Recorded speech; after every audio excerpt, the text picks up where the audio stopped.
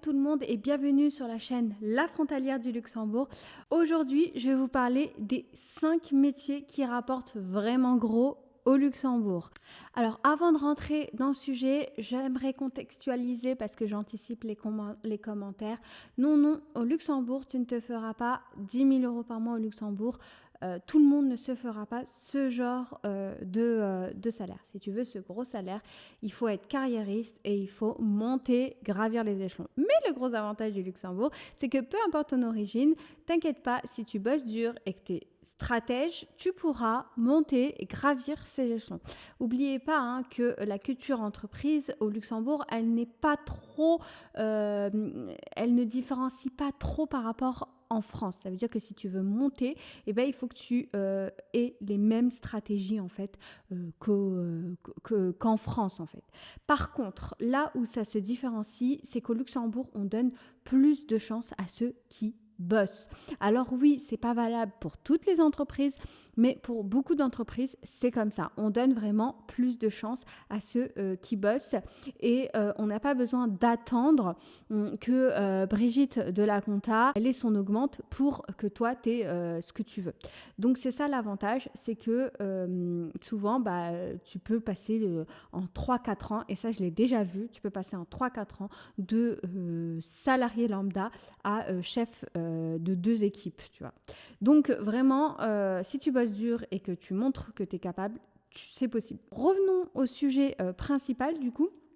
Donc non, tu ne gagneras pas 10 000 € par mois, il n'y a pas de métier comme ça avec pas de responsabilité et à 10 000 € par mois, ça n'existe pas. Par contre, il y a des métiers dans lesquels où tu peux gagner tout en étant junior. Donc l'objectif de cette vidéo, c'est pour vous montrer les métiers réellement bien payés, donc avec des salaires accessibles, avec expérience. Donc oui, ça j'insiste, au début, faites pas trop les difficiles, mais faites pas non plus les trop faciles. Vous avez peut-être pas beaucoup d'expérience, mais sachez que vous avez des compétences et donc n'acceptez pas tout à n'importe quel prix, évidemment. Par contre, ne faites pas trop les difficiles puisque vous verrez que vous allez pouvoir augmenter votre revenu au fur et à mesure. Donc, le métier numéro 1, et sans trop de surprise, c'est dans le secteur de la finance et gestion d'actifs. On le sait tous qu'au Luxembourg, c'est vraiment énormément des métiers bancaires. Il y a énormément de banques au Luxembourg, c'est une place financière quand même importante. Et donc voilà, c'est dessus, si vous êtes finance, si vous avez si vous avez fait des études de finance, c'est vraiment dessus que vous pouvez avoir un bon salaire. Donc, les postes, ça va être Fund Accountant Senior, Portfolio Manager, Risk Manager, Compliance AML KYC, Private Banker. Et donc, en salaire, on est plutôt en junior entre 60 et 70 000 € bruts par an. Les confirmés, on va être plus dans les 80 000, 110 000 bruts. Et les seniors, ça peut dépasser les 120 000 € et plus bruts. Alors, attention, je mets quand même un point d'attention sur ces salaires-là. Tout dépend de comment vous allez pouvoir négocier. Vraiment. Alors, je ne sais pas si avec la loi européenne qui vise une transparence, du coup, on va plus augmenter ou moins augmenter les personnes. Je ne connais pas encore les conséquences de ça.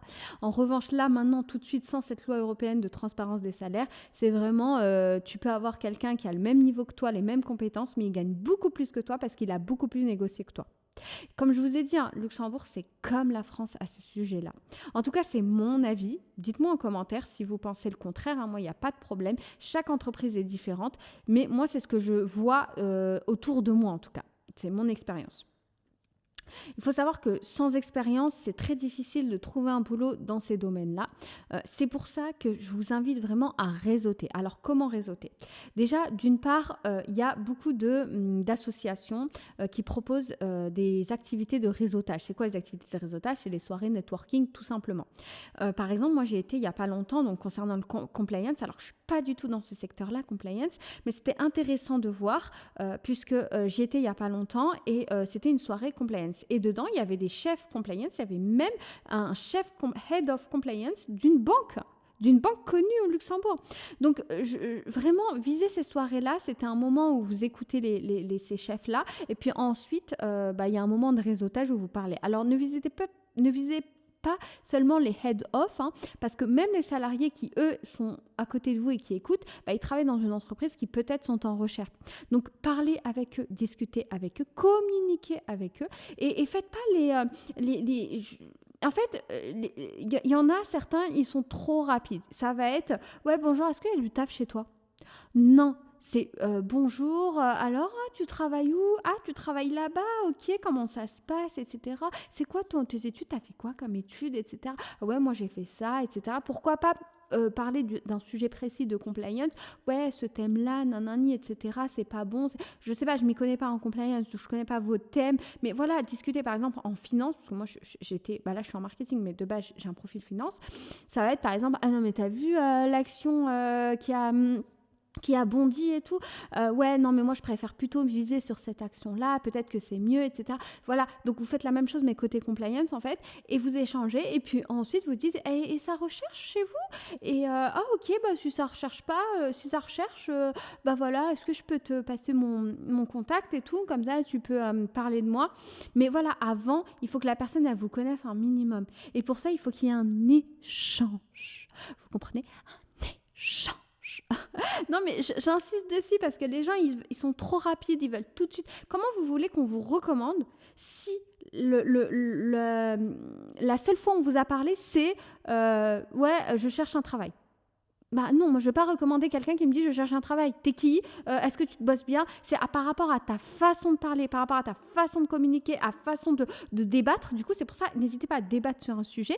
Comme ça me permet, même si tu n'es pas d'accord avec moi sur le débat, ça me permet de voir ton analyse et me dire il est pas mal lui. Ouais, peut-être pourquoi pas le recommander, tu vois. Donc voilà, n'hésitez pas. Enfin bref, moi par exemple, j'étais à ALC. Je ne sais plus c'est quoi les termes de ALC, les noms, mais c'est Community African Community, je ne sais plus. Mais voilà, c'était un truc africain. Mais bon, il n'y a pas que les Africains qui sont autorisés à venir. Il y avait vraiment, c'était tout le monde. Et donc, c'était plutôt très, très ouvert à tout le monde. Donc ça, c'est top. Et voilà, il y a plein de réseautages comme ça. N'hésitez pas à regarder. Et je vais en parler prochainement dans mes réseaux sociaux parce qu'on me demande de plus en plus des tips de réseautage. Ne vous inquiétez pas, je vais en parler. Et la deuxième chose, c'est LinkedIn. LinkedIn, en fait, vous tapez... Moi, il y en a un. Non, mais il y a des gens...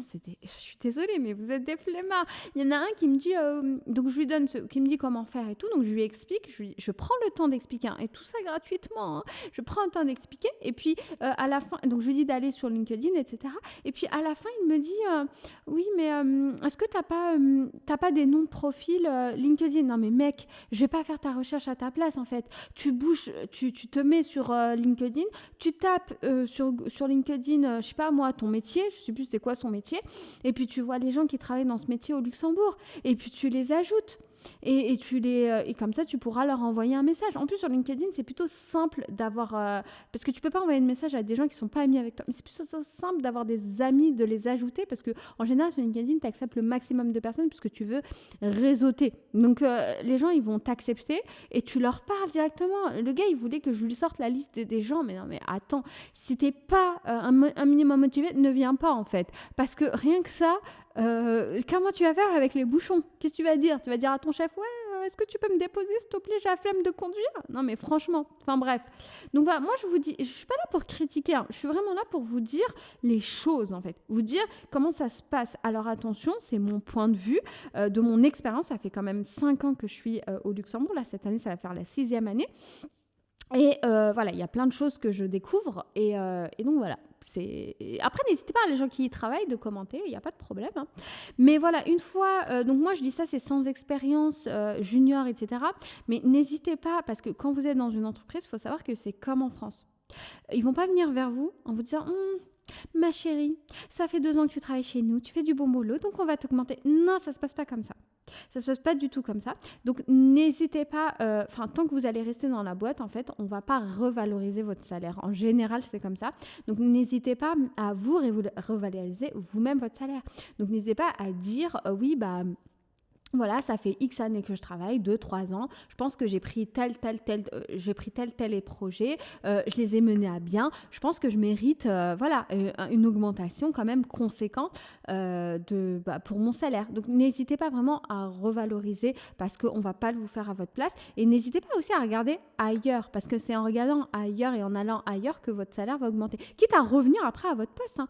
Des fois, il y en a, ils font ça, ils partent ailleurs parce que là où ils étaient, les salaires n'augmentaient pas, ils vont ailleurs et donc leur salaire augmente puisqu'ils ont négocié, donc ils vont ailleurs et ensuite 3 ans après ils reviennent et là ils arrivent à renégocier son salaire en revenant. Alors c'est insane, mais voilà, encore une fois avec la loi de la transparence, peut-être que ce genre de choses va changer puisqu'ils seront obligés d'être transparents, mais voilà, en tout cas en ce moment, en tout cas maintenant ça se passe comme ça. Ensuite, le métier bien évidemment, on a parlé de la finance, et bien on va parler de l'IT data cybersécurité. Alors, on a comme poste développeur senior, surtout les seniors, parce qu'avec ChatGPT qui arrive, moi mon mari il est développeur, donc il me parle un peu des sujets d'IT, etc., parce que moi je ne m'y connais pas du tout. Et il me dit qu'avec ChatGPT, en fait, le code simple, ça va être très simple. Maintenant, aujourd'hui, avec l'IA, il t'arrive à coder. Alors, c'est pas un code parfait et c'est pour ça que les entreprises, les employeurs auront besoin de plus en plus de développeurs seniors. Pourquoi ? Parce qu'ils auront besoin de quelqu'un pour en contrôler, en fait, les codes. Donc, ceux qui sont dans l'IT, n'hésitez pas à commenter pour savoir si vous êtes pour voir si vous êtes d'accord avec mon mari du coup ou pas, mais ça paraît en tout cas logique ce qu'il me dit puisque je le vois avec l'IA ça code, mais bon c'est pas un très joli code quoi d'après ce que je comprends et donc voilà quelqu'un un senior pour pouvoir contrôler derrière et corriger en fait. Data engineer scientist, cloud architecte et cybersécurité officer. Moi, je tiens à ajouter quand même à ce genre de poste tout ce qui est... après, c'est peut-être data engineer. Ça fait peut-être partie de data engineer, mais tout ce qui est data analyst, à mon avis, ça fait partie de data engineer parce qu'avec l'IA, le Luxembourg, il faut savoir que les États-Unis sont en avance. Hein. Ensuite, c'est la France et ensuite, c'est le Luxembourg. Donc, la France, il n'y a pas un gros retard entre la France et le Luxembourg. Hein, mais voilà, déjà, je le vois sur les réseaux sociaux, tout ce qui est marketing, déjà, je le vois, je le constate que déjà la France, je la trouvais un peu à l'ancienne. Alors Luxembourg, tu vois, c'est pire. Donc déjà, je vois qu'il y a un petit retard, mais du coup, côté IA, c'est pareil. Après, c'est logique qu'il y ait un retard parce que Luxembourg, c'est petit. Il ne faut pas oublier qu'il n'y a que 600 000 habitants. Donc, forcément, voilà, ça ne va pas être comme les États-Unis ou quoi. Donc... du coup, vu qu'il y a un retard,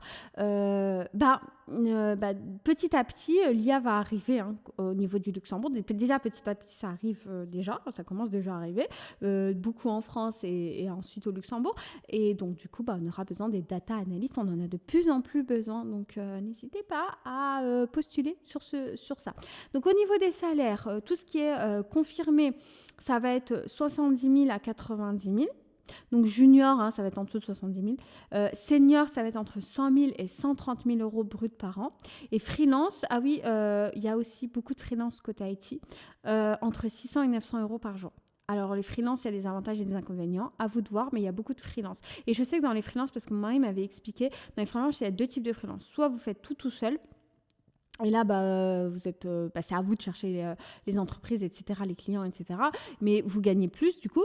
Ou soit, vous pouvez aussi passer par un portage salarial, un truc comme ça. Et là, dans ce cas-là, c'est en gros... c'est à vous de chercher des clients, il me semble. Mais en termes administratifs, c'est beaucoup plus simple. Vous avez juste à coder, à coder si vous êtes développeur. Bref, vous avez juste à faire votre métier. Et côté administratif, ça va être... ça va être fait en fait de la part de celui qui vous porte. D'après ce que j'ai compris, c'est comme ça. N'hésitez pas à me dire en commentaire si vous voulez compléter ou corriger. Bref, les avantages, en gros, c'est qu'ici, c'est les compétences primes sur le diplôme. Par contre, l'anglais. Désolée, mais l'anglais. Ah oui, j'en ai pas parlé des langues, mais j'en ai pas parlé des langues, mais en finance, c'est beaucoup aussi... c'est un peu des deux, français-anglais. C'est mix. Je dirais 50-50. Moi, par exemple, quand j'étais en finance, je devais avoir de l'anglais, mais moi, j'ai un niveau entre B1 et B2. Et du coup, ça suffisait. Ça suffisait par rapport à ce que je faisais. Mais je voyais que quand même, il y avait des limites. Hein. Je voyais dans certaines réunions, je disais, ah ouais, je repasse en français sur certains termes et tout. Ou après la réunion, dès que ça se finit, je demande à quelqu'un qui est fort en anglais de bien me réexpliquer ce qui s'est passé dans la réunion. Donc j'avais quand même certaines limites. Hein. Donc c'était pile ce qu'il fallait en fait. Donc voilà.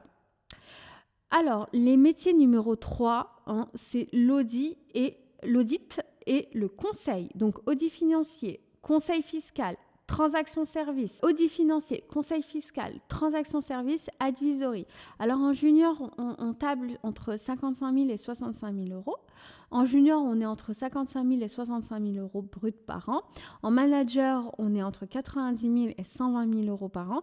Et en directeur, on est à beaucoup plus. Mais attention, encore une fois, hein, quand je vous dis les salaires, il faut savoir que tout dépend de comment vous négociez et tout dépend du type d'entreprise aussi.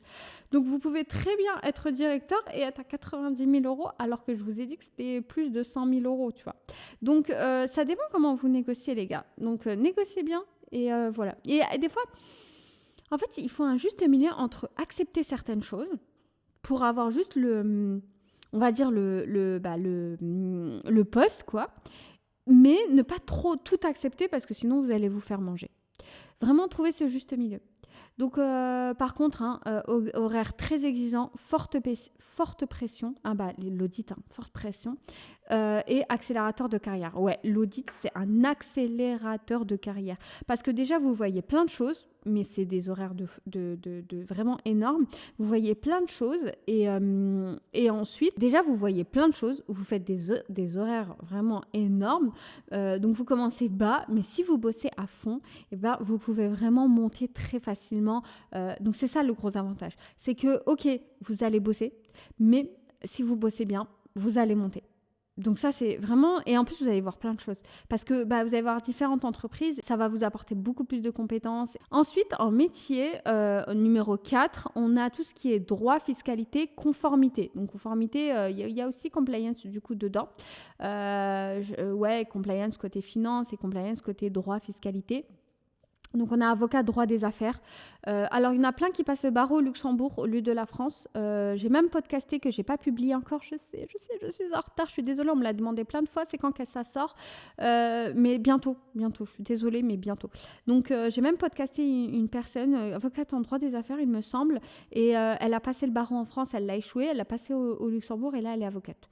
Donc, ça ne veut pas dire que c'est plus facile. Il y a des avantages et des inconvénients. Voilà, à vous de voir. Fiscaliste international, compliance, office senior et responsable LCB-FT.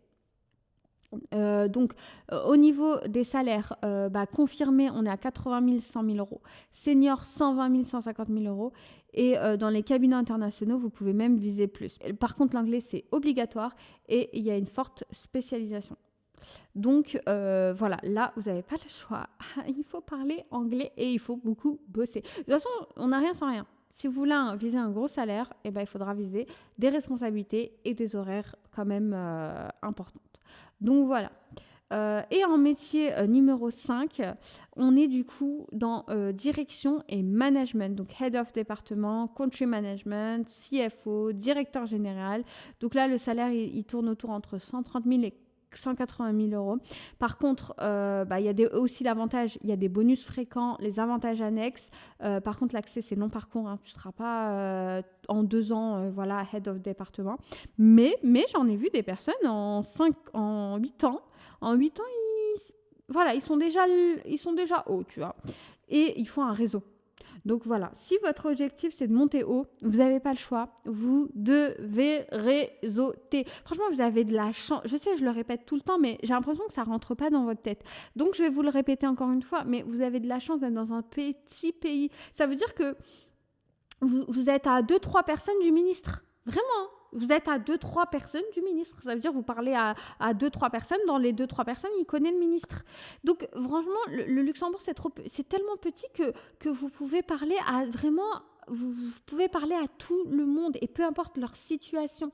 Donc, profitez-en. Par contre, soyez sérieux parce que le Luxembourg, c'est un petit pays. Ça veut dire que tout le monde se connaît.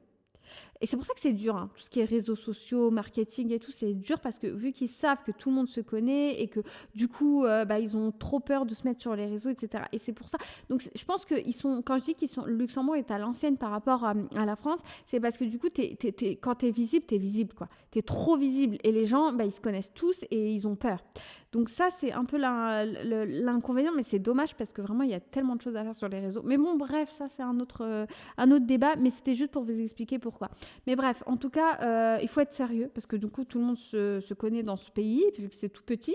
Et si vous êtes sérieux, si vous travaillez bien, honnêtement, et que vous réseautez, il n'y a pas de problème. Par contre, il faut réseauter. Ça veut dire qu'il n'y a pas de, vendredi soir, jeudi soir, je reste chez moi dans mon plaid à regarder un film. Non, tu sors.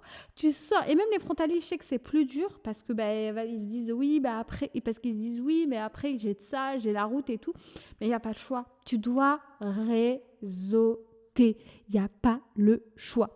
Bref. Donc ça, voilà, si c'est votre objectif, il faut réseauter. Et moi, je dirais même plus loin, même en tant que salarié, même si votre objectif, c'est pas d'être head off ou je ne sais quoi, la vérité, réseauter. Parce que grâce au réseau, vous aurez des opportunités, en fait. Il y aura des personnes qui vont vous dire, vous allez rencontrer des gens qui vont vous dire, je cherche, t'es compliance? Ok, je cherche un compliance et tout, en plus pour tel salaire.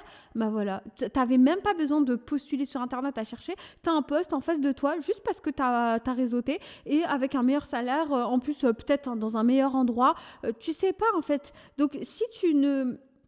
En fait, je dis toujours que dans la vie, moi je crois au karma. Dans la vie, il y a des choses qui se passent, mais pas par hasard, tu vois. Pas du tout par hasard. Par contre, si tu laisses se dire on va laisser les choses à la nature, on va laisser les choses faire tout seul parce que les choses se font tout seul naturellement. Non, les choses ne se font pas tout seul naturellement. Elles ne se font pas par hasard, mais elles ne se font pas naturellement. Ça veut dire que moi, je crois, par exemple, si tu dois rencontrer telle personne qui va t'aider, tu vas la rencontrer, cette personne qui va t'aider. Par contre, pour la rencontrer, c'est pas tu vas jamais sortir. Non, il faut que tu sortes et à ce moment-là, tu vas la rencontrer, cette personne qui va t'aider. Donc, c'est pour ça que je dis oui, tu auras des opportunités qui vont venir. Tu vas dire, purée, mais j'ai trop de chance. Mais en fait, c'est pas de la chance. C'est parce que tu étais là au bon moment et au bon endroit. Mais pour ça, il faut que tu te bouges parce que tout ne va pas se faire naturellement. En fait, ce que je veux dire, c'est que tout n'est pas destin, en fait. Tout n'est pas destin. Le destin, il se provoque. Donc, du coup, comment accéder à ces postes?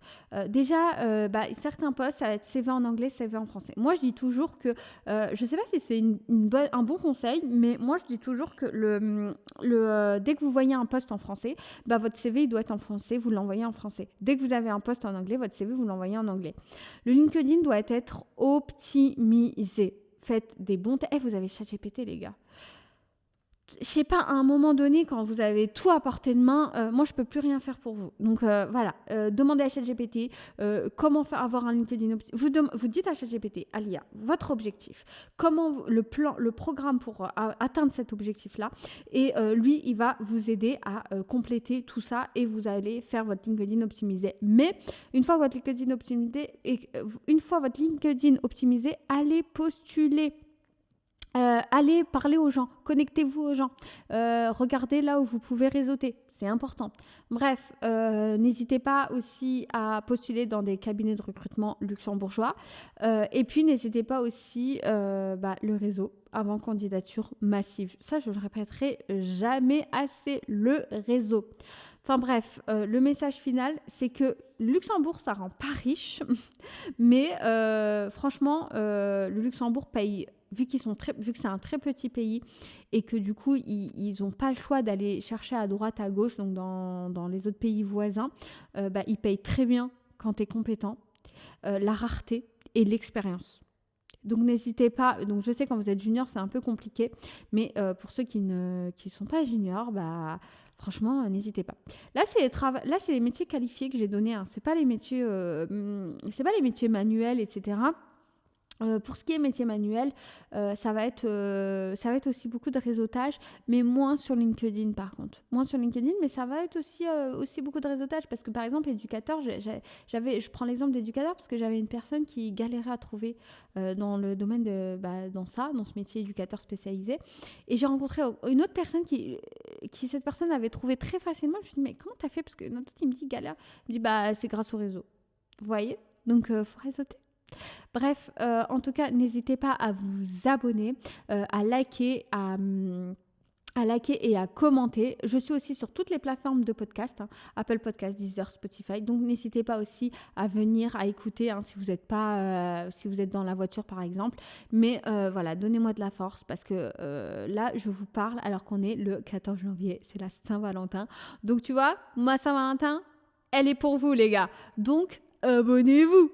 Allez, salut.